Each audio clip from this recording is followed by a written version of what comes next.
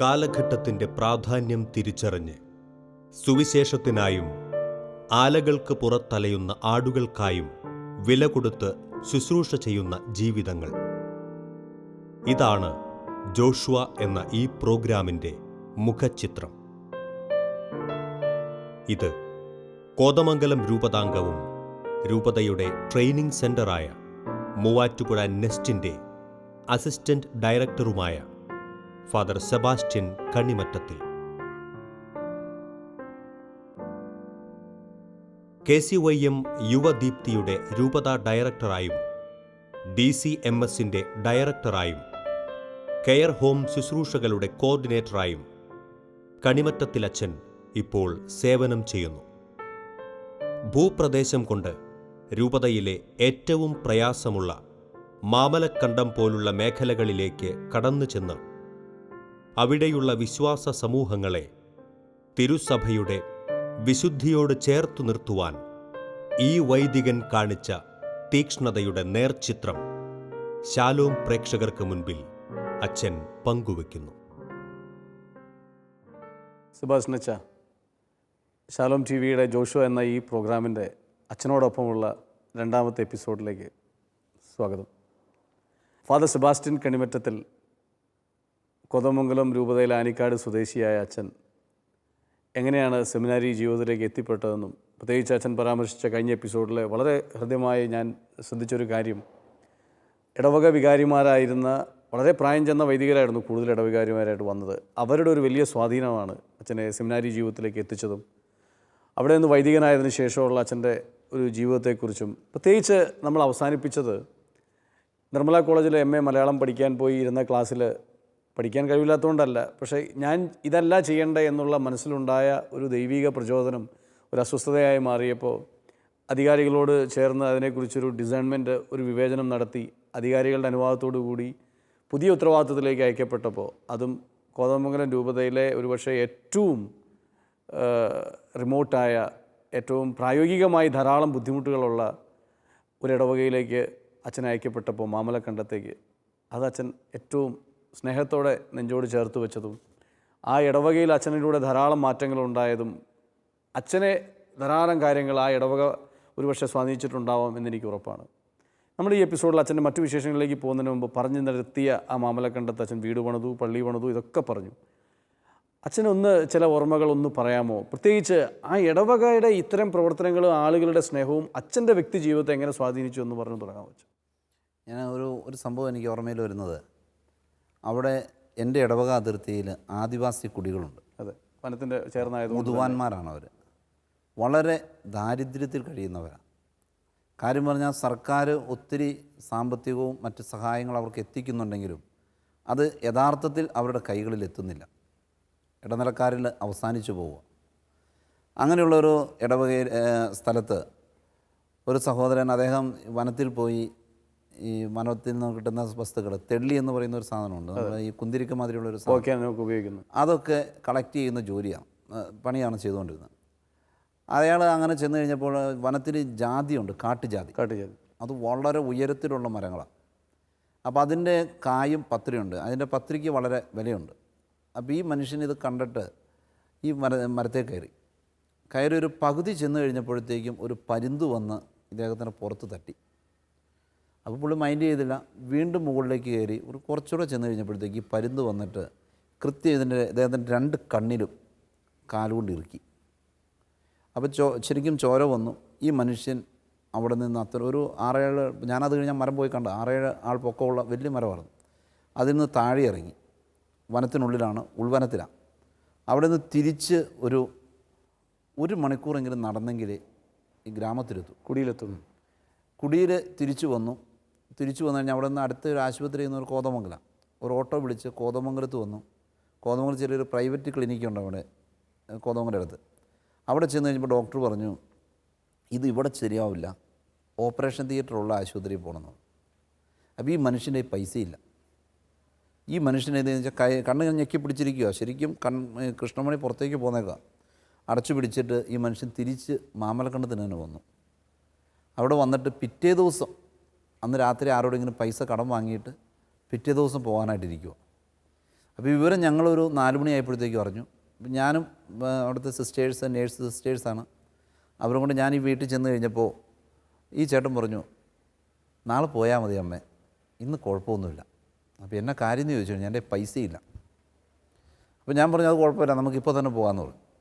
അപ്പോൾ അങ്ങനെ അവിടെ നിന്ന് ഈ സഹോദരനെയും കൂട്ടി കോതമംഗലത്ത് ധർമ്മഗിരി ആശുപത്രിയിൽ വന്നു. അവിടെ വന്നു കഴിഞ്ഞപ്പോൾ അവിടുത്തെ ഡോക്ടർ പറഞ്ഞു ഇവിടെ ഇത് പഠിക്കില്ല, അങ്കമാലിക്ക് കൊണ്ടുപോകണമെന്ന് പറഞ്ഞു. അപ്പോൾ ഞങ്ങൾക്ക് വേറെ സൗകര്യങ്ങളൊന്നുമില്ല. അപ്പോൾ അവിടെ നിന്ന് ഡോക്ടർ തന്നെ വിളിച്ച് പറഞ്ഞു. പിന്നെ ഞങ്ങൾ DYSPനെ അറിയിച്ചിട്ടുണ്ടായിരുന്നു കോതമംഗലത്ത്. അപ്പോൾ പുള്ളിയും അങ്കമാലിക്ക് വിളിച്ച് പറഞ്ഞു. ഞങ്ങൾ ചെന്നപ്പോഴത്തേക്കും അവിടെ എല്ലാം സ്വീകരിക്കാൻ തയ്യാറായിട്ട് നിൽക്കുക. ഒരു രാത്രി 10 മണി സമയമായി അവിടെ ചെല്ലുമ്പോൾ. ആ ചെന്ന് കഴിഞ്ഞ് ഡോക്ടർ അന്നേരം തന്നെ ആളെ ICU കൊണ്ടുപോയി. അവസാനം പറഞ്ഞു കാഴ്ച പോവും, എന്നാലും കണ്ണിൻ്റെ ഷേപ്പ് ഉണ്ടാക്കി തരാമെന്ന് പറഞ്ഞു. അങ്ങനെ ഒരു കണ്ണേ ഉള്ളൂ. പിറ്റേന്ന് ഞാൻ ഈ സഹോദരനെ കാണാൻ ചെന്നപ്പോൾ അദ്ദേഹം പറഞ്ഞു, അതാ ഇന്ന് നമുക്കൊക്കെ മനസ്സിലാകുന്നുണ്ട്, അച്ഛാ ദൈവം സഹായിച്ചു ഒരു കണ്ണെങ്കിലും ഉണ്ടല്ലോ, അത് മതി. എനിക്ക് ഒത്തിരി സന്തോഷം തോന്നിയൊരു കാര്യമാണ്. കാരണം എന്നാന്ന് വെച്ച് കഴിഞ്ഞാൽ അർദ്ധരാത്രി ഞങ്ങൾ തിരിച്ചു വരുമ്പോഴത്തേക്ക് ഏതാണ്ട് 4 മണി സമയമായി തിരിച്ച് ഇടവയിൽ വരുമ്പോൾ. പക്ഷെ അന്നാ ചെയ്തത്, ഇന്നും ആ മാമലക്കണ്ടത്ത് ചെന്ന് കഴിഞ്ഞാൽ ആ ചേട്ടനെന്നെ കണ്ടാൽ ഓടി വരും. നമ്മൾ ഒരു ആദിവാസിയാണ് എങ്കിൽ പോലും ആ ഒരു കുടുംബത്തിന് നമുക്ക് ചെല്ലാനുള്ളൊരു സ്വാതന്ത്ര്യമുണ്ട്. അത് വലിയൊരു അനുഭവം തന്നെയാണ്. അല്ല, തീർച്ചയായിട്ടും അച്ഛൻ പറയുമ്പോൾ തന്നെ, കാരണം നമുക്കൊരു ചെറിയൊരു പ്രശ്നം വന്നാൽ, നമ്മുടെ ഒരു വിരൽ മുറിഞ്ഞാൽ, നമ്മളെന്ന് പറയുന്നത് ശരിയാണെന്ന് എനിക്കറിയത്തില്ല, എനിക്കൊരു വിരൽ മുറിഞ്ഞാൽ അത് അസ്വസ്ഥതയാണ്, അല്ലെങ്കിൽ ഒരു ചെറിയ കാര്യം ഉണ്ടായാൽ പരിഭവ, ദൈവത്തെ പഴിക്കുക. ഇങ്ങനെ ഒരുപക്ഷെ ഇത്രയും ഒരു ഉൾപ്രദേശത്ത് ജീവിക്കുന്ന, അധികം ദൈവത്തെക്കുറിച്ചുള്ള പ്രസംഗങ്ങളൊന്നും അയാൾക്ക് കേൾക്കാൻ അവസരം പോലും ഉണ്ടാവില്ല. അങ്ങനെയുള്ള ഒരാൾ, അയാളുടെ ഒരു കണ്ണ് മുഴുവനായി നഷ്ടപ്പെട്ടിട്ടും ദൈവം എന്നെ കാത്തു, എനിക്ക് ഒരു കണ്ണുണ്ടല്ലോ എന്ന് പറയാൻ പറ്റുന്നത് തീർച്ചയായിട്ടും വലിയൊരു, നമുക്ക് കേൾക്കുമ്പോൾ തന്നെ അറിയാം, നമ്മുടെ ജീവിതത്തിലേക്കൊരു വലിയൊരു ഉൾക്കാഴ്ചയാണ് അച്ഛാ. ഞാൻ ഇന്ന് അച്ഛൻ യൂത്ത് ഡയറക്ടറാണ് കോതമംഗലം രൂപതയുടെ. ഞാൻ ശ്രദ്ധിക്കുന്നൊരു കാര്യം, ഞാൻ ചെറുപ്പക്കാരോടൊപ്പം പ്രവർത്തിക്കുന്ന അച്ഛന്മാർക്ക് ഏറ്റവും പ്രധാനമായിട്ടുണ്ടാവേണ്ടതും, അല്ലെങ്കിൽ ചെറുപ്പക്കാർ സ്വീകരിക്കുന്നതും ആ ഒരു യൂത്ത് കാരിസം, അവരെ മനസ്സിലാക്കി കൂടെ നിൽക്കാനാണ്. അച്ഛൻ അവരുടെ ഒരു ഫ്രണ്ടിനെ പോലെ അവരോടൊപ്പം പ്രവർത്തിക്കുന്നത് ഞാൻ കണ്ടിട്ടുണ്ട്, നേരിട്ട് കണ്ടിട്ടുണ്ട്. അതുകൊണ്ട് തന്നെയാണ് ഞാനിത് പറയുന്നത്. ഒരു സുഹൃത്തിനെ പോലെയാണ് അച്ഛൻ പ്രവർത്തിക്കുന്നത്. അച്ഛൻ എന്ത് തോന്നുന്നു, എങ്ങനെ? പലപ്പോഴും യൂത്തിൻ്റെ ഉത്തരവാദിത്തം എടുക്കാൻ പറയുമ്പോൾ പലരും ഓടി മാറുന്നതാണ് കണ്ടിട്ടുള്ളത്. യൂത്തിനെ ഒരിക്കലും അടുപ്പിക്കാൻ കൊള്ളില്ലെന്ന് എന്നോട് നേരിട്ട് പറഞ്ഞൊരു അച്ഛനുണ്ട്. ഒരിക്കലും പറ്റത്തില്ലെന്ന്. എങ്ങനെ അച്ഛന് ഇത് സാധ്യമാവും? എന്നെ സംബന്ധിച്ചിടത്തോളം എനിക്ക് കിട്ടിയ ഈ ഉത്തരവാദിത്വമൊന്നും ഞാൻ കാലേ കൂട്ടി പ്രതീക്ഷിച്ചിരുന്നതല്ല. എൻ്റെ ജീവിതത്തിലുണ്ടായ പല കാര്യങ്ങളും ആകസ്മികമായിട്ടുണ്ടായ കാര്യങ്ങളാണ്. എനിക്ക് ഈ അപ്പോയിൻമെൻറ്റ് കിട്ടുന്നതിന് തൊട്ട് മുമ്പ് ഞാൻ തഴുവങ്കുന്ന് എന്ന് പറയുന്ന ഒരു കൊച്ചിടവകയിൽ, ഏതാണ്ടൊരു നമ്മുടെ ഇവിടെ ഒരു 200ഓളം വീട്ടുകാരുള്ള ഒരു ഇടവകയിൽ വികാരിയായിരുന്നു. അവിടെ ആയിരിക്കുമ്പോൾ ഒരു ഡിസംബർ മാസത്തിൽ ബഹുമാനപ്പെട്ട ചാൻസലർ അച്ഛൻ എന്നെ വിളിച്ചിട്ട് ചോദിച്ചു, അച്ഛന് സ്ഥലം മാറുന്നതിന് കുഴപ്പമുണ്ടോ എന്ന് ചോദിച്ചു. അപ്പോൾ ഞാൻ പറഞ്ഞു എനിക്കെന്നും ഒരു കുഴപ്പം, ഞാനെപ്പോൾ വേണേലും മാറിക്കോളാം അച്ഛാന്ന്. എനിക്കവിടെ വളരെ സന്തോഷമുള്ളൊരു ഇടവകയായിരുന്നു. അതൊരു ചെറിയ ഇടവകയാണല്ലേ. അപ്പോൾ അങ്ങനെ മാറുന്നതിന് പറഞ്ഞു. പിന്നെ ഒന്നും പറഞ്ഞൊന്നുമില്ല. അത് കഴിഞ്ഞ് എനിക്ക് സ്ഥലം മാറ്റത്തിൻ്റെ ഓർഡർ എൻ്റെ കയ്യിൽ കിട്ടുമ്പോഴാണ് എനിക്ക് കിട്ടിയിരിക്കുന്ന തസ്തികത. ഞാനൊരു ഇടവപ്പള്ളിയായിരുന്നു പ്രതീക്ഷിച്ചിരുന്നത്. അപ്പോഴാണ് എനിക്ക് കിട്ടുന്ന യൂത്ത് KCYM, DCMS, ദളിത് കത്തോലിക്കരുടെ ഉന്നമനം, പിന്നെ മദ്യവർജന പ്രവർത്തനങ്ങൾ, അങ്ങനെ എല്ലാം കൂടി ആയിട്ടാണ് എന്നെ നിയമിച്ചിരിക്കുന്നത്. അപ്പം ഞാനത് എൻ്റെ സുഹൃത്ത് അച്ഛന്മാരോടൊക്കെ ഒന്ന് പറഞ്ഞു കഴിഞ്ഞപ്പോൾ പറഞ്ഞു, എന്നാണെങ്കിലും പിതാവ് ഒന്നും കാണാതെ നിന്നെ ഏൽപ്പിക്കില്ല, നീ ധൈര്യമായിട്ട് അത് പൊക്കും. ഞാൻ അങ്ങനെയാണ് ഇതിലേക്ക് എത്തിയത്. പിന്നെ എനിക്ക് പറയാനുള്ളത്, ഇന്ന് നമ്മൾ യുവജനങ്ങളെ ഒരിക്കലും നിയന്ത്രിക്കാൻ പോകേണ്ട കാര്യമില്ല. അവരെ നിയന്ത്രിക്കാൻ പോകുമ്പോഴാണ് പലപ്പോഴും അസ്വസ്ഥതകളുണ്ടാകുന്നത്. നമ്മൾ അവരെ വിശ്വസിക്കുക, അവരെ സഹായിക്കുക എന്നുള്ളതാണ്. കൂടെ നടക്കുക. അവർ തീരുമാനങ്ങളെടുക്കുന്നു. ഇന്നത്തെ നമ്മുടെ യുവജനങ്ങളുടെ ഒരു പ്രത്യേകത എന്ന് പറഞ്ഞു കഴിഞ്ഞാൽ 2 തരത്തിലുള്ള യുവജനങ്ങളായിരുന്നു. അങ്ങേക്കറിയാം, ജീസസ് യൂത്ത് ഉണ്ട്, അതുപോലെ തന്നെ KCYM ഉണ്ട്. ജീസസ് യൂത്തിലുള്ളവരെ സംബന്ധിച്ചിടത്തോളം അവരുടെ ചിന്തയനുസരിച്ച് അവർ ദൈവത്തോട് അല്ലെങ്കിൽ ആത്മീയ തലത്തിൽ ഒത്തിരി പ്രാധാന്യം കൊടുത്തുകൊണ്ട് ആ ഒരു ശൈലിയിൽ മുന്നോട്ട് പോവുക. KCYMൽ പ്രവർത്തിക്കുന്നവരെ സംബന്ധിച്ചിടത്തോളം ജീസസ് യൂത്തിലുള്ളവർ ഒരു സുഖിമാന്മാരാണ്. അവർ ദൈവത്തോട് ചേർന്ന് നിന്നുകൊണ്ട് സമൂഹത്തിൽ നിന്ന് ഓടി ഒളിക്കുന്നു എന്നുള്ളൊരു ചിന്തയാണ്. KCYMലുള്ളവരെ സംബന്ധിച്ചിടത്തോളം അവർ ദൈവത്തോട് ചേർന്ന് നിൽക്കുക എന്നതിനേക്കാളും സമൂഹത്തിലേക്കാണ് ചെല്ലുന്നത്. അതിൻ്റെ അപാകതകളുണ്ട്. അതുകൊണ്ട് തന്നെ പലപ്പോഴും അസ്വസ്ഥതകളുണ്ടാകാറുണ്ട്. കാരണം ദൈവികതയില്ലാതെ സാമൂഹിക പ്രവർത്തനങ്ങളിലേക്ക് എത്തിയാൽ അത് ഒത്തിരി കാലം നിൽക്കില്ല. അപ്പോൾ അതുകൊണ്ട് ഇന്ന് ഈ ഒരു അകൽച്ച യുവജനങ്ങളുടെ ഇടയിലുണ്ട്. അത് ഇടവകയിലുമുണ്ട്. കാരണം ബഹുമാനപ്പെട്ട വികാരിയച്ചന്മാർക്കൊക്കെ എപ്പോഴും താല്പര്യവും ഇഷ്ടവും പ്രാർത്ഥിക്കുന്ന ഒരു യുവജന സമൂഹത്തെ, പ്രവർത്തിക്കുന്ന യുവജന സമൂഹം, പ്രാർത്ഥിക്കുന്ന യുവജന സമൂഹം കൂടി ആയെങ്കിൽ മാത്രമേ അത് സ്വീകാര്യമാകും. പക്ഷെ അതിനിന്ന് അത്ര അങ്ങ് എത്തുന്നില്ല. അതിലേക്കുള്ളൊരു പരിശ്രമമാണിപ്പോൾ KCYM ആണെങ്കിലും.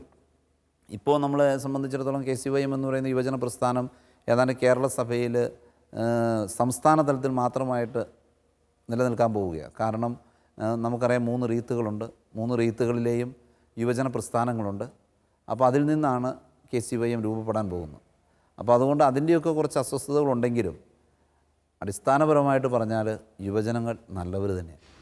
എനിക്ക് തോന്നുന്നു അച്ഛൻ അത് പറയുമ്പോൾ തന്നെ അച്ഛൻ്റെ വാക്കുകൾ, ആ പറഞ്ഞൊരു സെൻറ്റൻസിനെ തന്നെ ഞാൻ പിക്ക് ചെയ്യുകയാണെങ്കിൽ, അവരെ നിയന്ത്രിക്കലല്ല, അവരെ വിശ്വസിക്കുകയും അവരെ നമ്മൾ പ്രോത്സാഹിപ്പിക്കുകയും ചെയ്യുമ്പോൾ തന്നെ സ്വാഭാവികമായി അവരിലൊരു നിയന്ത്രണം തനിയെ വരും. കാരണം നമ്മളെ ആശ്രയിക്കുന്നവരെ, നമ്മളെ വിശ്വാസത്തിലെടുക്കുന്നവരെ വഞ്ചിക്കാൻ ഒരിക്കലും നമുക്ക് തോന്നത്തില്ല. അത് വളരെ വളരെ പ്രധാനപ്പെട്ടൊരു പോയിൻ്റാണ്. അതുപോലെ അച്ഛനെ ജീസസ് യൂത്തും KCYM ബന്ധപ്പെടുത്തി പറഞ്ഞതും പലപ്പോഴും അത് അങ്ങോട്ടും ഇങ്ങോട്ടും മനസ്സിലാവാനുള്ളൊരു തലങ്ങളില്ലാതെ പോകുന്നതുകൊണ്ടാണ്. എനിക്ക് തോന്നുന്നു കൊതകുളത്തൊക്കെ ഞാൻ വളരെ ശ്രദ്ധിക്കുന്നൊരു കാര്യം, അച്ഛന്മാരും അല്ലെങ്കിൽ ഒക്കെ 2 സ്ഥലത്തെക്കുറിച്ച് ഓപ്പണായിട്ട് ചിന്താഗതി ഉള്ളതുകൊണ്ട് കുറേ മനസ്സിലാക്കി പോകാനൊക്കെ അതൊക്കെ അച്ഛൻ അത്തരത്തിൽ കാണിക്കുന്ന ഓപ്പൺനെസ് ഒക്കെ ക്ലിയറാണ്. പലപ്പോഴും ഇങ്ങനത്തെ ഒരു ചിന്തകൾ 2 സൈഡിനെ കുറിച്ച് വരുന്നതും, അല്ലെങ്കിൽ മറ്റൊരർത്ഥത്തിൽ പറഞ്ഞാൽ പരസ്പരം കോൺട്രിബ്യൂട്ട് ചെയ്യേണ്ട ധാരാളം സ്ഥലങ്ങളിൽ സംഭവിക്കാതെ പോകുന്നതൊക്കെ ഈ വ്യക്തത ചിലപ്പോഴെങ്കിലും വ്യക്തികൾക്കില്ലാതെ പോകുന്നത് കൊണ്ട് കൂടിയാണ്. പക്ഷേ അത് തീർച്ചയായിട്ടും ഞാൻ വളരെ നല്ലൊരു കാര്യമായി തന്നെ അച്ഛൻ പറഞ്ഞതിനെ ഞാൻ ചിന്തിക്കുന്നു. ഞാൻ അച്ഛനെ വീണ്ടും ഇപ്പോൾ ഈ ചെറുപ്പക്കാരുടെ കൂടെ നടക്കുമ്പോൾ ഞാൻ ഇതിൻ്റെ ഒരു ടെക്നിക്കാലിറ്റീസിനേക്കാൾ കൂടുതൽ അച്ഛൻ രാത്രിയിലൊക്കെ ഇവരുടെ കൂടെ അലയുന്നത് ഞാൻ കണ്ടിട്ടുണ്ട്. എന്ത് കാര്യത്തിനും എവിടെ പോകാനും അത് അവർക്ക് അച്ഛൻ്റെ 2 തരം റോൾ ഒരുപോലെ ചെയ്യുന്നതാണ് എൻ്റെ ഒരു ചിന്ത. ഞാൻ പറയുന്നതിന് അച്ഛന് ഒരു കോൺട്രഡിക്ഷനായിട്ട് തോന്നുന്നുണ്ടെങ്കിൽ പറയാം. ഒന്ന്, അച്ഛൻ വളരെ ഫ്രണ്ട്ലിയാണ്. അച്ഛൻ ഒരു യൂത്തിൻ്റെ ഒപ്പം തോളേക്കായിട്ട് നടക്കുന്ന ആളാണ്. മറ്റൊരു പ്രത്യേകത ഞാൻ അതോടൊപ്പം തന്നെ അച്ഛനെക്കുറിച്ച് മനസ്സിലാക്കിയിരിക്കുന്നതനുസരിച്ച്, ഈ തോളേക്കായിട്ടുകൊണ്ട് തന്നെ ഒരു ഫാദർലി, ഒരു അപ്പൻ്റെ റോളാണ് അച്ഛന്. ഒരു പക്ഷേ തനിയെ അത് ഈ പിള്ളേരോട് മാത്രമല്ല എല്ലാവരോടും. കാരണം ഞാൻ അപ്പൻ്റെ റോൾ എന്ന് പറയുമ്പോൾ എന്താണ് ആവശ്യം, മറ്റൊരാളുടെ ആവശ്യം എന്താണെന്ന് മനസ്സിലാക്കാനും അന്വേഷിക്കാനും അത് ചെയ്യാനുള്ള ഒരു നാച്ചുറൽ ഇതുണ്ട്. ഇത് രണ്ടും ഒരുമിച്ച് പോകുന്നത് കൊണ്ടാണ് അച്ഛന് പിള്ളേർ തലവേദനയാവാത്തത്. അച്ഛൻ അവരെ കറക്റ്റ് ചെയ്യാനുള്ള ഒരു അപ്പൻ്റെ റോൾ എടുക്കാൻ പറ്റും. കാരണം അതിനു മുമ്പ് അച്ഛൻ അവരുടെ തോളേക്കായിട്ട് അവരുടെ ഹൃദയം കീഴടക്കിയിട്ടുണ്ട്. ഞാൻ ഒന്നുകൂടെ ചോദിക്കുന്നത്, അച്ഛാ, ഇതിൽ സാധ്യമാകുന്നത് അല്ലെങ്കിൽ ഇങ്ങനത്തെ ഒരു കാരിസം ദൈവം അച്ഛന് തന്നതുകൊണ്ട് തന്നെയല്ലേ അച്ഛന് ഇങ്ങനത്തെ ഒരു കാര്യം പറ്റുന്നത്? അതിനെക്കുറിച്ച് അച്ഛൻ എന്താ തോന്നുന്നത്? ഞാൻ മനസ്സിലാക്കുന്നത് എൻ്റെ കഴിവ് കൊണ്ട് ഞാൻ ഒന്നും ചെയ്തിട്ടില്ല. കാരണം എൻ്റെ ഈ കഴിഞ്ഞ 16 വർഷത്തെ വൈദിക ജീവിതം എന്ന് പറയുന്നത് ദൈവം എന്നെ കൈപിടിച്ച് നടത്തിയ അനുഭവങ്ങളാണ്. എൻ്റെ മാമലക്കണ്ടത്തുള്ള 6 വർഷത്തെ ജീവിതം, അവിടെ നിന്ന് യാത്ര പറയുമ്പോൾ അവിടുത്തെ ആളുകളൊക്കെ പറഞ്ഞതും ചെയ്തതുമായ കാര്യങ്ങളൊക്കെ ഞാൻ അതൊന്നും ഓർത്ത് ചെയ്തതല്ല, അങ്ങനെ കിട്ടുമെന്ന് ഓർത്തൊന്നും ചെയ്തതല്ല. അവിടെ ചെന്നു, പറ്റുന്ന കാര്യങ്ങൾ ചെയ്തു പോന്നു. പക്ഷേ ഇന്നും ആ സ്നേഹബന്ധം നിലനിർത്തുന്നുണ്ട്. ആളുകൾക്ക് വലിയ സാമ്പത്തികം കൊടുക്കുക എന്നുള്ളതൊന്നുമല്ല. നമ്മളവർക്ക് ലഭ്യരായി കഴിഞ്ഞാൽ തന്നെ നമ്മൾ സ്വീകാര്യരായി. ഈ യുവജനങ്ങളുടെ ഇടയിലുള്ള പ്രവർത്തനത്തിലും ഞാൻ അത് തന്നെയാണ് കാണുക. കാരണം അവർക്ക് അവരുടേതായ പ്രശ്നങ്ങളുണ്ട്. ഇന്നിപ്പോൾ നമ്മുടെ യുവജനങ്ങൾക്കുള്ളൊരു പ്രധാന പ്രശ്നം എന്ന് പറയുന്നത് തൊഴിലിൻ്റെ അല്ലെങ്കിൽ സാമ്പത്തികമായ അടിസ്ഥാനമില്ലാത്തതാണ്. കാരണം ഇന്ന് നമ്മുടെ നാട്ടിലുള്ള യുവജനങ്ങളെന്ന് പറയുന്നത് ആ തലത്തിലുള്ളവരാണ്. അല്പം പഠിച്ച് ഉപരിപഠനമൊക്കെ നടത്തി പോയിരിക്കുന്ന എല്ലാവരും നമ്മുടെ നാട് വിട്ടു പോയി. എല്ലാവരും വിദേശത്താണ്, പഠിക്കാൻ പോലും നാടിന് പുറത്ത് വിദേശത്തേക്ക് പോവുക. അപ്പോൾ അങ്ങനെയുള്ളപ്പോൾ അവർക്കതിനൊരു ചെറിയൊരു ചിന്തയുണ്ട്, ഞങ്ങളൊരു 2ാം ഗ്രേഡ് ആളുകളാണ്. അതിപ്പോൾ നമ്മൾ ഈ കോതമംഗലത്ത് മാത്രമല്ല, കേരള സഭയിൽ ആകമാനം ആ ഒരു ചിന്താഗതിയുള്ള കുറേയേറെ ആളുകളുണ്ട്. പക്ഷെ അവർക്ക് നമ്മൾ അങ്ങനെ 2ാം ഗ്രേഡ് എന്നുള്ള ചിന്തയിൽ നമ്മളും കൂടെ കാണിച്ചാലോ? അപ്പോൾ അതുകൊണ്ട് അവരുടെ ആ 2ാം ഗ്രേഡ് ചിന്തയല്ല, അവർ 1ാം ഗ്രേഡിൽ തന്നെയാണ് നിൽക്കുന്നത്, അവർക്കും ചെയ്യാൻ സാധിക്കും എന്നുള്ള ഒരു വലിയ ഉൾക്കാഴ്ച അവർക്ക് കൊടുക്കാനാണ് ഞാൻ ശ്രമിക്കുക. അപ്പോൾ അതുകൊണ്ട് അവർ ചെയ്യുന്ന കാര്യങ്ങൾ, അവർ നേതൃത്വം കൊടുക്കുന്ന കാര്യങ്ങൾ, അതിന് ഞാൻ പിന്തുണ പ്രഖ്യാപിക്കുന്നു. അതിന് ഞങ്ങളുടെ അഭിമന്യ പിതാവാണെങ്കിലും വളരെയേറെ ശ്ലാഘിക്കുന്ന രീതിയിലാണ്. കാരണം ഒരു കാര്യത്തിലും ഞങ്ങൾ ചെന്ന് ആവശ്യപ്പെടുന്ന കാര്യങ്ങൾക്കൊന്നും പിതാവ് നോ പറയാറില്ല. അത് ഞങ്ങൾക്ക് ഒത്തിരി ശക്തിയാണ്. അച്ഛന് ഈ പറഞ്ഞപ്പോൾ ഞാൻ യൂത്തിൻ്റെ തലത്തിൽ മാത്രമല്ല, കാരണം അച്ഛന് മറ്റുള്ളവരെ സഹായിക്കാൻ ഏതറ്റം വരെ പോകാനും അച്ഛന് മനസ്സുണ്ട്. ഞാനതൊരു വളരെ കൃത്യമായൊരു ഉദാഹരണത്തോടെ തന്നെ അച്ഛനോട് ചോദിക്കാൻ ആഗ്രഹിക്കുന്നത്, അടുത്ത കാലത്ത് കോതമംഗലം രൂപതയിലൊരു വൈദികൻ വളരെ യാദൃച്ഛികമായി ഒരു അസുഖം, എന്തസുഖമാണെന്ന് ഇപ്പോഴും പറയാൻ പറ്റുമെന്ന് എനിക്കറിയത്തില്ല, ഡയഗ്നോസ് ചെയ്ത് നമ്മുടെ നിർമ്മല പബ്ലിക് സ്കൂളിൻ്റെ പ്രിൻസിപ്പളായിരുന്ന കോരമ്പള്ളിൽ അച്ഛൻ മരിച്ചുപോയി. അച്ഛൻ നാളുകളോളം വെല്ലൂർ ആശുപത്രിയിൽ ചികിത്സ കഴിഞ്ഞ് ഏതാണ്ട് 1 മാസത്തോളം അധികം സമയം വാഴക്കുളത്ത് വന്ന് ഹോസ്പിറ്റലിൽ ഒരു എന്താ പറയുക, ഒരു പാലിയേറ്റീവ് അറ്റൻഷൻ അത്ര അല്ലേ നമുക്ക് പറയാൻ പറ്റുള്ളൂ. അങ്ങനത്തെ ഒരു ഇതിനകത്താണ് അച്ഛൻ മരിച്ചത്. അന്ന് അച്ഛൻ്റെ ഒരു തീർച്ചയായിട്ടും ഇപ്പോഴത്തെ അന്ന് അസിസ്റ്റൻറ്റ് പ്രിൻസിപ്പളോ അല്ലെങ്കിൽ ആ റോളിലുണ്ടായിരുന്ന മുണ്ടക്കലച്ഛനും തീർച്ചയായിട്ടും ഞാൻ ഈ പറയുന്ന കാര്യത്തിൽ ഇൻവോൾവ് ആണ്. എങ്കിലും നിങ്ങൾ രണ്ടുപേരും, പ്രത്യേകിച്ച് ഈ സ്ഥലത്ത് ഞാൻ പാസ്റ്റനച്ഛനോട് ചോദിക്കുന്നത്, എല്ലാ ദിവസവും 1 മാസത്തോളം വൈകുന്നേരം അച്ഛൻ്റെ എല്ലാ ഉത്തരവാദിത്തങ്ങളും, ഇപ്പോൾ അച്ഛൻ്റെ രൂപതയിൽ തന്നെ 6, 7, 8 പല കാര്യങ്ങളുടെ ഉത്തരവാദിത്തങ്ങളുണ്ട്. ഈ ഒരു നെസ്റ്റ് പോലുള്ളൊരു പാസ്റ്ററൽ സെൻറ്ററിൻ്റെ അസിസ്റ്റൻറ്റ് ഡയറക്ടറാണ്, യുവദീപ്തി KCYMൻ്റെ രൂപത ഡയറക്ടറാണ്. അതുപോലെ മറ്റു ഒത്തിരി കാര്യങ്ങൾ, ഇപ്പോൾ ഞാൻ മുമ്പ് പറഞ്ഞ പോലെ ജീസസ് യൂത്ത് ഉൾപ്പെടെ ഒത്തിരി കാര്യങ്ങളിൽ ആളുകൾ ആവശ്യപ്പെടുന്നതനുസരിച്ച് അച്ഛൻ ധാരാളം സഹായിക്കുന്നു. ഓരോ കാര്യങ്ങൾക്കും എവിടെ ആവശ്യമുണ്ടെന്ന് ഓടിപ്പോകുന്നു. ഇതിൻ്റെ ഒക്കെ നടുവിൽ അച്ഛൻ എല്ലാ ദിവസവും വൈകുന്നേരവും അവിടെ ഒരു ബൈസ്റ്റാൻഡർ ഉണ്ടായിരുന്നു എന്നാണ് എനിക്ക് മനസ്സിലാക്കുന്നത്. അയാളെ രാത്രിയിൽ കിടക്കാൻ അനുവദിച്ചത്. കാരണം കുടാമുള്ളിൽ അച്ഛന് രാത്രി ഉറങ്ങാൻ പറ്റാത്തൊരു അവസ്ഥയും സാഹചര്യങ്ങളും ഉള്ളതുകൊണ്ട് ആ ബൈസ്റ്റാൻഡറെ ഉറങ്ങാൻ അനുവദിച്ചിട്ട് എല്ലാ രാത്രിയും അവിടെ പോയി ഉണർന്നിരിക്കുകയായിരുന്നു, അല്ലെങ്കിൽ അച്ഛൻ്റെ കൂടെ ബൈസ്റ്റാൻഡറായിട്ട് നിൽക്കുകയായിരുന്നു. അച്ഛാ, ഇത് അച്ഛനൊന്നും ഞാൻ പറഞ്ഞു നാച്ചുറലായിട്ട് സംഭവിക്കുന്നതെന്ന് എനിക്കറിയാം. പക്ഷെ ഇതിനുള്ളൊരു ശക്തി, ഇതിനുള്ളൊരു പ്രചോദനം, ഇത് സാധ്യമാകുന്നത് എന്താ വെച്ചാൽ സീക്രട്ട്? അതിനുള്ള ഒരു കാരണം, ഞാൻ ഈ വല്യച്ഛന്മാരുടെ കൂടെ കുറേയേറെ കാലം കൊച്ചച്ഛനായിട്ടുണ്ടായിരുന്നു. ഞാൻ 7 പള്ളികളിലുണ്ടായിരുന്നു. ആ 7 പള്ളികളിലും വളരെ ചുരുക്കം പള്ളികളിൽ മാത്രമേ ഒരു തീർത്തും കൊച്ചച്ഛന്മാരായിട്ടുള്ള അല്ലെങ്കിൽ ഒരു ആരോഗ്യമുള്ള അച്ഛന്മാരുടെ കൂടെ ഞാനായിരുന്നു. ബാക്കിയുള്ളവരൊക്കെ വല്യച്ഛന്മാരായിരുന്നു. അവരുടെ കൂടെ ആയിരിക്കുമ്പോൾ അവരൊക്കെ ഷെയർ ചെയ്യുന്ന ചില ആകുലതകളുണ്ടായിരുന്നു. അതിലൊന്ന്, റിട്ടയർ ചെയ്ത് കഴിഞ്ഞാൽ എന്ത് ചെയ്യും? അത് വലിയൊരു ചോദ്യമായിരുന്നു അവർ. അപ്പോൾ അന്ന് ഞാനിങ്ങനെ വല്യച്ഛന്മാരോട് എനിക്ക് അതാണ് വലിയൊരു സ്നേഹം ഉണ്ടായിരുന്നു. ഞാൻ വല്യച്ഛന്മാരുടെ പ്രീസ്റ്റ് ഹോമിലൊക്കെ എല്ലാ പ്രാവശ്യവും പോവുകയും അടുപ്പിച്ച് പോകാറും അച്ഛന്മാരെ സന്ദർശിക്കാറൊക്കെ ഉണ്ടാകും. അപ്പോൾ ഈ ജോസച്ചനെ സംബന്ധിച്ചിടത്തോളം എനിക്ക് അതിനേക്കാളൊക്കെ ഒരു വലിയ ബന്ധമുണ്ട്. കാരണം അച്ഛൻ ഞങ്ങളുടെ തൊട്ടടുത്ത ഇടവകയാണ്, പെരിങ്ങഴി ഇടവകയാണ്, സ്വന്തം വീട്. അച്ഛൻ്റെ സ്വന്തം വീട്. കൂടാതെ അച്ഛൻ എൻ്റെ ഒരു ബന്ധു കൂടിയായിരുന്നു. അതിനേക്കാളുപരി അച്ഛനൊരു മാതൃകയായിരുന്നു. കാരണം ഈ സെമിനാരിയിലുള്ള സമയത്തൊക്കെ ഞങ്ങളുടെ വീടുകളിലൊക്കെ വരുമ്പോൾ അച്ഛൻ്റെ ആ പ്രവർത്തനങ്ങൾ എന്നെ ഒത്തിരി സ്വാധീനിച്ചിട്ടുണ്ടാകും. അതിനുശേഷം ഞാൻ മാമലക്കണ്ടത്ത് വികാരിയായിരുന്ന സമയത്ത് ഈ അച്ഛൻ എല്ലാ അവധിക്കും അവിടെ വരുമായിരുന്നു. മിനിസ്ട്രി ആയിട്ടൊന്നുമില്ല, എന്നെ ഒന്ന് കാണാൻ വരുന്നു. അപ്പോൾ അന്ന് ഈ മാമലക്കണ്ടത്തേക്കൊക്കെ വരുന്ന ചുരുക്കം അച്ഛന്മാരേ ഉള്ളൂ. ഒന്ന് ഞങ്ങളുടെ കാരക്കുന്നേലച്ഛൻ എല്ലാ വർഷവും വരും, നെസ്റ്റിൻ്റെ ഇപ്പോഴത്തെ ഡയറക്ടർ അച്ഛൻ. പിന്നെ ഫ്രാൻസിസ് ആലപ്പാട്, അതൊക്കെ ആവശ്യങ്ങളുണ്ടെങ്കിൽ. പക്ഷേ ഈ ജോസച്ചനും വരുമായിരുന്നു. അപ്പോൾ അന്ന് എനിക്ക് അത് വളരെ ആശ്വാസമാണ്. കാരണം നമുക്ക് ഞങ്ങൾക്ക് അവിടെ ഒന്നും വലിയ സാമ്പത്തികമൊന്നുമില്ല. അപ്പോൾ അച്ഛൻ വരുമ്പോൾ കുറച്ച് സാമ്പത്തിക സഹായങ്ങളൊക്കെ ഇവിടുത്തെ സോഷ്യൽ സർവീസിൻ്റെ വകുപ്പിൽ ഞങ്ങൾക്ക് കിട്ടുമായിരുന്നു. അങ്ങനെ ആ ഒരു ബന്ധം എനിക്കുണ്ടായിരുന്നു. പിന്നെ ഞങ്ങളിവിടെ വന്നു കഴിഞ്ഞപ്പോൾ, ഞാനിവിടെ ആയിരിക്കുമ്പോഴാണ് അച്ഛൻ അസുഖമാകുന്നത്. അപ്പോൾ അതുകൊണ്ടൊക്കെയാണ് അച്ഛനോടൊരു പ്രത്യേക സ്നേഹം ഉണ്ടായിരുന്നു. പിന്നെ നമ്മളെ സംബന്ധിച്ചിടത്തോളം ഞാനും നാളെ വേണമെങ്കിൽ ആ അവസ്ഥയിലേക്ക് എത്താം, നമുക്ക് ആർക്കും സംഭവിക്കാവുന്ന കാര്യമാണ്. അപ്പോൾ അന്നേരം നമ്മൾ നിരാശപ്പെടാതിരിക്കണമെങ്കിൽ ഇന്ന് നമുക്ക് ചെയ്യണം. ആ ഒരു ചിന്തയോടുകൂടിയാണ് ഞാൻ ചെയ്തത്.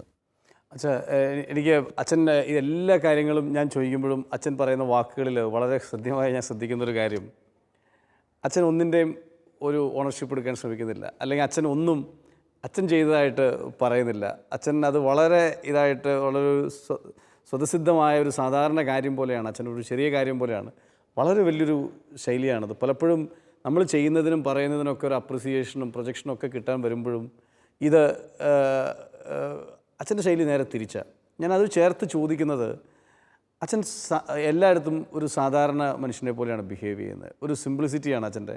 അതുകൊണ്ട് തന്നെ അച്ഛൻ അപ്രോച്ചബിളാണ്. ഇത് ധാരാളം ആളുകളും പരാമർശിച്ചു. ഞാനും ഒരുപക്ഷെ നമ്മളിങ്ങനെ ഒന്ന് മുഖാമുഖം കാണുന്നതിന് മുമ്പും അച്ഛൻ്റെ സഹപ്രവർത്തകരായ ധാരാളം വൈദികരോട് ഞാൻ ചോദിച്ചപ്പോഴൊക്കെ മനസ്സിലാവുന്നൊരു കാര്യം ഞാനും അനുഭവിച്ചിട്ടുണ്ട്. അത് അച്ഛനൊരു സാധാരണക്കാരനെ പോലെയാണ്. എങ്ങനെയാണ് ഒരു സാധാരണ പോലെ അച്ഛന് എല്ലായ്പ്പോഴും ആയിരിക്കാൻ പറ്റുന്നത്, ഒരു നാച്ചുറൽ മനുഷ്യനാവാൻ പറ്റുന്നത്? അത് എനിക്ക് തോന്നുന്നത് എൻ്റെ വീട്ടിൽ നിന്ന് കിട്ടിയ ഒരു പരിശീലനമാണ്. കാരണം അവിടെയൊക്കെയാണ് വീട്ടിലൊക്കെ ജോലിക്കാരൊക്കെ വന്നാലും പണിക്കാരായിട്ട് വരുന്ന ചേട്ടന്മാരുടെ കൂടെ നിന്നും പണിയാനൊക്കെയുള്ള അവസരം ഉണ്ടായിട്ടുണ്ട്. എൻ്റെ അപ്പച്ചനൊരു കൃഷിക്കാരനാണ് അച്ചാച്ചൻ. അച്ചാച്ചൻ പണിക്കാരോട് കൂടെ നിന്ന് പണിയുന്ന ആളായിരുന്നു. അപ്പോൾ ആ കൂടെ ഞാനുമൊക്കെ പണിതിട്ടുണ്ട്. അപ്പോൾ അന്ന് നമുക്കറിയാം ഈ സമൂഹത്തിൽ താഴ്ന്ന വിഭാഗത്തിലുള്ള ആളുകൾ പണിയാൻ വരുമ്പോഴും വേണമെങ്കിലും നമുക്കും അവരുടെ പേര് വിളിക്കാം. പക്ഷേ ഒരിക്കൽ പോലും അച്ചാച്ചൻ അതിന് സമ്മതിച്ചിട്ടില്ല. ചേട്ടാ എന്നുള്ള മാമ എന്നുള്ള ആ ഒരു കൂട്ടിയുള്ള വിളിക്ക് മാത്രമേ അനുവദിച്ചിട്ടുള്ളൂ. അപ്പോൾ അതൊക്കെ എന്നെ ഒത്തിരി സ്വാധീനിച്ചിട്ടുണ്ട്. പിന്നെ എനിക്ക് അച്ഛനാകുമ്പോഴും എനിക്കത് അന്ന് തന്നെ എനിക്കൊരു ഞാൻ ആ വൈദിക പരിശീലന കാലത്തൊക്കെ എൻ്റെ ഒരു വലിയ ഉൾക്കാഴ്ചയായിരുന്നു ഇടവക ജനത്തിന് ഭാരമാകാത്ത ഒരു വൈദികനാവുക എന്നുള്ളത്. അപ്പോൾ അതുകൊണ്ട് തന്നെയും നമുക്ക് വലിയ ഡിമാൻഡിങ് ഒന്നും വേണ്ട, ഏത് സാഹചര്യത്തിൽ ചെന്നാലും ജീവിക്കണം എന്നുള്ളൊരു ചിന്ത എനിക്കുണ്ടാകും. അതുകൊണ്ടൊക്കെ ആയിരിക്കാം ഞാനിങ്ങനെ ഒരു സാധാരണക്കാരനായിട്ട് എനിക്ക് തോന്നിയിട്ടില്ല. എനിക്ക് പലപ്പോഴും എന്നെ ആളുകൾ ഒത്തിരി അംഗീകരിച്ചിട്ടുള്ള ഒരു അനുഭവമായിട്ടാണ് എനിക്ക് തോന്നിയിട്ടുള്ളൂ. ഞാൻ വീണ്ടും പറഞ്ഞു, അത് അച്ഛൻ്റെ നല്ലൊരു ഗുണം. ഞാൻ മറ്റൊരു തരത്തിലേക്കാണ് അച്ഛൻ്റെ ഒരു കാര്യം ചോദിക്കുന്നത്. അച്ഛൻ പറയുന്ന ഈ ഒരു ജീവിത ലാളിത്യം മറ്റുള്ളവരുടെ ഭാരമാവാതിരിക്കാൻ ശ്രമിക്കുക. ഇന്ന് പോലും അച്ഛനെ കാണാൻ ഞങ്ങൾ വരുന്ന സമയത്ത് അച്ഛൻ്റെ സ്വന്തം ലോഹയൊക്കെ വളരെ കഷ്ടപ്പെട്ട് തേച്ചുകൊണ്ടിരിക്കുക. ഇത് തേക്കാൻ കൊടുക്കാൻ വേണമെങ്കിൽ ഇത് പൈസ കൊടുത്ത് തേപ്പിക്കാം, പക്ഷെ അങ്ങനെയൊന്നും അല്ലാതെ ആ ഒരു നാച്ചുറൽ ശൈലി. ഞാൻ അച്ഛനെ ഒരു കാര്യം ചോദിക്കുന്നത് വെച്ചാൽ, അച്ഛന് ഈ പറയുന്ന പ്രവർത്തന മേഖലകളുടെ ഒക്കെ പശ്ചാത്തലത്തിൽ ഒരുപക്ഷെ അച്ഛന് ഒരുപക്ഷെ ഇപ്പോൾ ജീസസ് യൂത്തും KCYയും ഒക്കെ പരാമർശിച്ചപ്പോഴും ഒക്കെ ഞാൻ മനസ്സിൽ വന്നൊരു ചോദ്യം, ഈ പ്രവർത്തന മേഖലയെല്ലാം പറയുമ്പോഴും ഇതിൻ്റെ എല്ലാം അർത്ഥത്തിൽ ഏറ്റവും കാതലായ ഒരു കാര്യം ഈ വിശ്വാസം ആളുകൾക്ക് പങ്കുവയ്ക്കുക എന്നുള്ളതാണല്ലോ, അല്ലെങ്കിൽ യേശുവിനെ അവർക്ക് കാണിച്ചു കൊടുക്കുക എന്നുള്ളതാണല്ലോ. അങ്ങനത്തെ ഒരു വാക്കുകൾ പറയുന്നത് മനസ്സിലാവാൻ വേണ്ടി കൂടിയാണ് ഞാൻ. അല്ലെങ്കിൽ വിശ്വാസത്തിൻ്റെ ഒരു കത്തലുണ്ടാക്കുക എന്നുള്ളതാണ്. ഇപ്പോൾ ഞാൻ വ്യക്തിപരമായ ജീസസ് യൂത്തുകാരനായതുകൊണ്ടുകൂടി ഞാൻ പറയുന്നത്, നമ്മൾ വിചാരിക്കുന്നതും ഒരാൾ ഉള്ളിൽ ഈശോയെ അനുഭവിച്ചാൽ വിശ്വാസത്തിൻ്റെ ഒരു തലമുണ്ടായാൽ അവൻ തനിയെ സാമൂഹ്യ പ്രവർത്തനമാവും, അവൻ തനിയെ മറ്റുള്ളവരിലേക്ക് തിരിയാൻ തുടങ്ങും. ഇങ്ങനെ ആളുകൾ വിശ്വാസം സ്വീകരിക്കുന്നത് വഴി അച്ഛൻ്റെ ഒരു ശൈലിയിൽ തീർച്ചയായിട്ടും അതുണ്ട്, ഈ വിശ്വാസം പകർന്നു കൊടുക്കുന്ന രീതിയുണ്ട്. ആളുകളിൽ വരുന്ന വ്യത്യാസങ്ങൾ അച്ഛന് കാണാൻ പറ്റിയിട്ടില്ലേ പല സ്ഥലങ്ങളിലും? എനിക്കൊത്തിരി പറ്റിയിട്ടുണ്ട്. അതിനെക്കുറിച്ച് ഒന്ന് പറയാമോ? അതിൻ്റെ അകത്തൊരു ചെറിയ അനുഭവം ഞാൻ പറയാം. ഒരിക്കൽ എനിക്ക് മാമലക്കണ്ടത്തും പഴമ്പള്ളിച്ചാൽ 2 പള്ളികളുണ്ട്. ഒരു സായാഹ്നത്തിൽ എനിക്ക് മാമലക്കണ്ടത്ത് നിന്ന് പഴമ്പള്ളിച്ചാലിന് പോകണം. പിറ്റേന്ന് ഞായറാഴ്ചയാണ്. അപ്പോൾ രാവിലെ അവിടെ 6 മണിക്ക് കുർബാനയുണ്ട് പഴമ്പള്ളിച്ചാലിന്. അപ്പോൾ രാവിലെ എഴുന്നേറ്റ് പോകാൻ ബുദ്ധിമുട്ടായതുകൊണ്ട് ഞാൻ വൈകുന്നേരം ഇവിടെ പള്ളിപണിയെല്ലാം കഴിഞ്ഞ് ഒരു 7 മണി സമയത്ത് ഞാൻ തനിയെ പഴമ്പള്ളിച്ചാലിലേക്ക് പോവാം. അപ്പോൾ പോകുന്ന ഞങ്ങൾ ഗ്രാമത്തിൽ സിറ്റി എന്നാണ് പറയുന്നത്. അപ്പോൾ ഞങ്ങൾ അവസാനത്തെ സിറ്റിയിൽ വന്നു കഴിഞ്ഞപ്പോൾ ജംഗ്ഷനും സിറ്റി എന്നാണല്ലോ പറഞ്ഞത്. ചേട്ടന്മാർ തടഞ്ഞു നിർത്തി. എന്നിട്ട് പറഞ്ഞു, അച്ഛൻ അങ്ങോട്ട് പോകരുത്, വഴിക്ക് ആന ഇറങ്ങിയിട്ടുണ്ട്, പ്രശ്നമാകുന്നവർ. അപ്പം ഞാൻ പെട്ടെന്ന് ചിന്തിച്ചു, തിരിച്ചു പോന്നു കഴിഞ്ഞാൽ ഈ ആളുകൾ പറയാം അച്ഛൻ ആനയെ പേടിച്ച് തിരിച്ചു ഓടി രക്ഷപ്പെട്ട്. അപ്പോൾ അത് പോരാ. പിന്നെ ഞാൻ ഓർത്തു, ഞാൻ വേറെ ഒന്നിനുമല്ലോ പോണേ.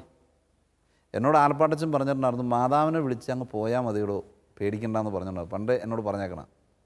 അപ്പോൾ ഞാൻ പറഞ്ഞു, കുഴപ്പമില്ല, ആനയൊക്കെ വഴി മാറിക്കോളും എന്ന് പറഞ്ഞ് ഞാൻ തന്നെ വണ്ടി മുന്നോട്ടെടുത്ത് പോവുക. അപ്പോൾ ഞാൻ കൊന്ത ചൊല്ലിക്കൊണ്ടാണ് പോകുന്നത്. ഞാൻ ചെല്ലുമ്പോൾ വലതുവശത്ത് 3 ആന നിരന്ന് നിൽപ്പുണ്ട്. അപ്പോൾ ഞാൻ പയ്യെ സാധാരണ പോകുന്ന ജീപ്പ് അതേ സ്പീഡിൽ ഞാൻ കിടത്തിക്കൊണ്ടങ്ങ് പോയി. തൊട്ടപ്പുറത്ത് ചെന്ന് കഴിഞ്ഞപ്പോൾ അവിടെ നിന്നൊരു ജീപ്പ് വരുന്നുണ്ടാകും. അപ്പോൾ ഞാൻ ആ ജീപ്പുകാരനോട് പറഞ്ഞു, സാധാരണ അങ്ങനെ ഒരു കമ്മ്യൂണിക്കേഷൻ ഉണ്ട് വനത്തിന്, അങ്ങനെ ആനയുണ്ടെങ്കിൽ എടാ അപ്പുറത്ത് ആന നിൽപ്പുണ്ട് കേട്ടോ എന്ന് പറഞ്ഞു. അവൻ സ്ഥിരം അതിൽ പോകുന്നയാളാണ്.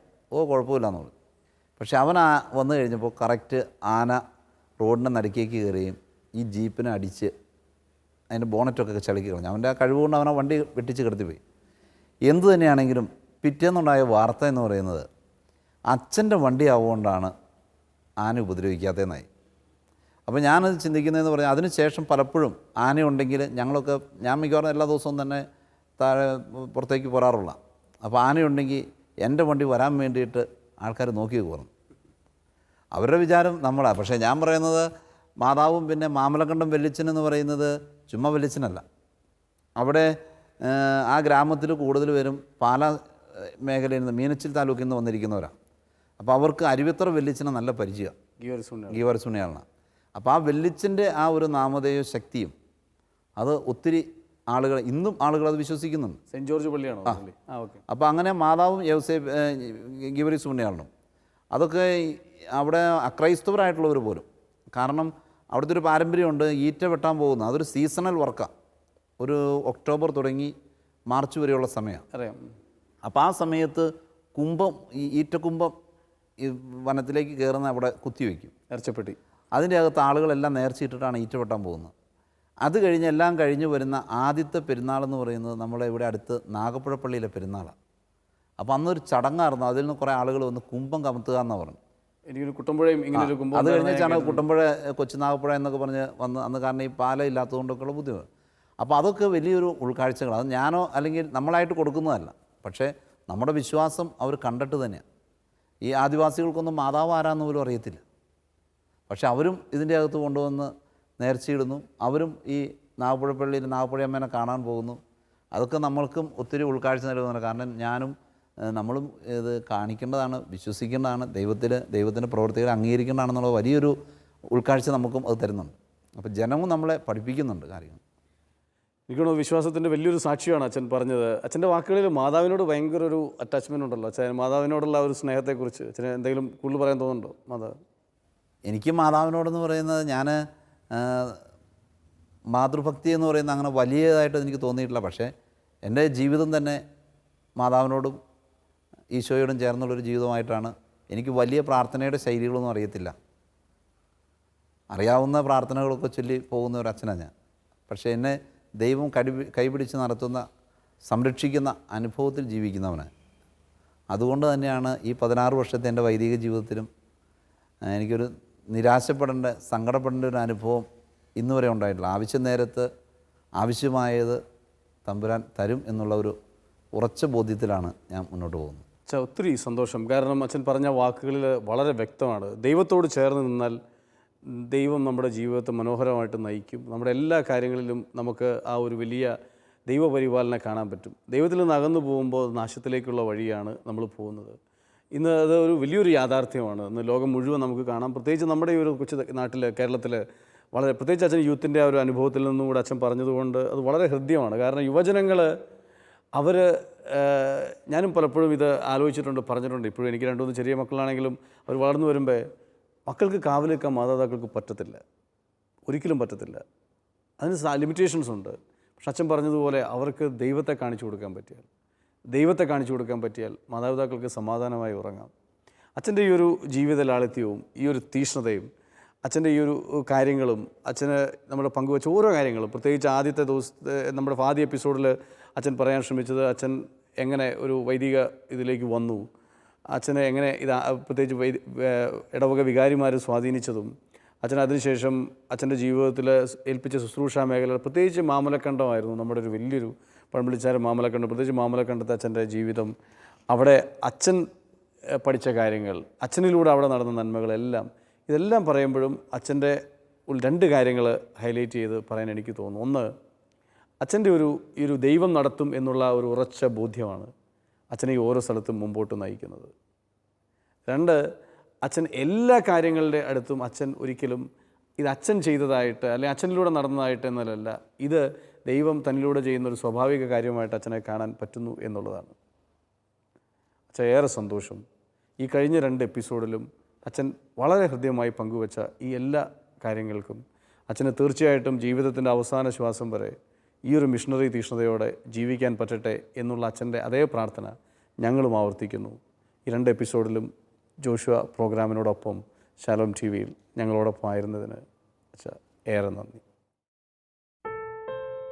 വചനം വിതയ്ക്കുവാൻ, വചനം കൊയ്യുവാൻ, ഇതാ വിളവിൻ്റെ നാഥൻ നമ്മെ വിളിക്കുന്നു.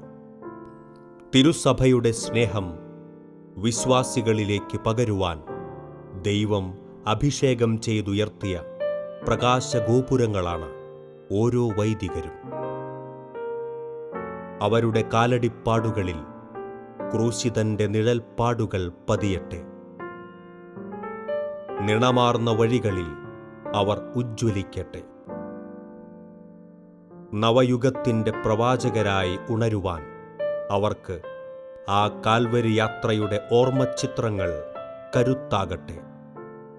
ജോഷുവയുടെ പിന്മുറക്കാർക്ക് പ്രണാമം.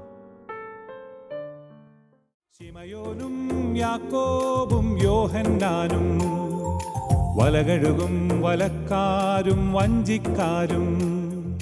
ശിമയോനും യാക്കോബും യോഹന്നാനും, വലകഴുകും വലക്കാരും വഞ്ചിക്കാരും.